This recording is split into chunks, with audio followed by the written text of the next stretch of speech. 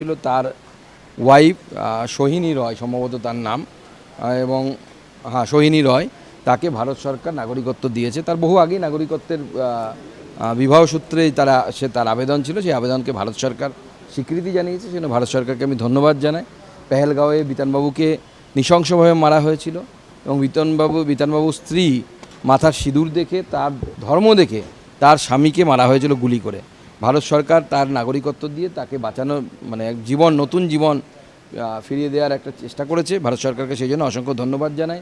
মাননীয় গৃহমন্ত্রী অমিত শাহজিকে অসংখ্য ধন্যবাদ জানাই। মাননীয় প্রধানমন্ত্রী নরেন্দ্র মোদী সাহেবকে অনেক ধন্যবাদ জানাই। পাকিস্তানের বিদেশমন্ত্রী সে এখন কাকুতি মিনতি করছেন যে ভারত যেন কথা বলে, আলোচনায় বসে, তারা আর যুদ্ধ চান না, সেই কথা বলা হচ্ছে। যে পাকিস্তান রাতে চোরাগুপ্তা হামলা করার দুঃসাহস দেখাচ্ছে, সেই পাকিস্তানের বিদেশমন্ত্রী সুন্দরম হঠাৎ করে। পাকিস্তান বুঝতে পারছে না তাদের কী অবস্থা হচ্ছে দিন দিন।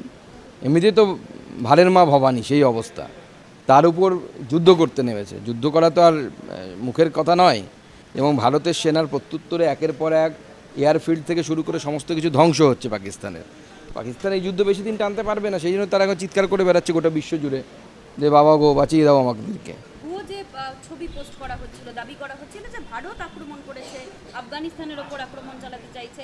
আফগান থেকেও জানিয়ে দেওয়া হলো, অফিসিয়ালি তারা জানালো যে আমরা ভারতের পক্ষে রয়েছি, কোনো ধরনের উস্কানিমূলক কথায় বা ফাঁদে আমরা পা দেবো। ভারত সরকারের পাশে আফগানিস্তান আছে, প্রথম থেকেই আছে। এবং পাকিস্তান এমন একটি রাষ্ট্রে পরিণত হয়েছে, এদের কেউ বিশ্বাস করে না।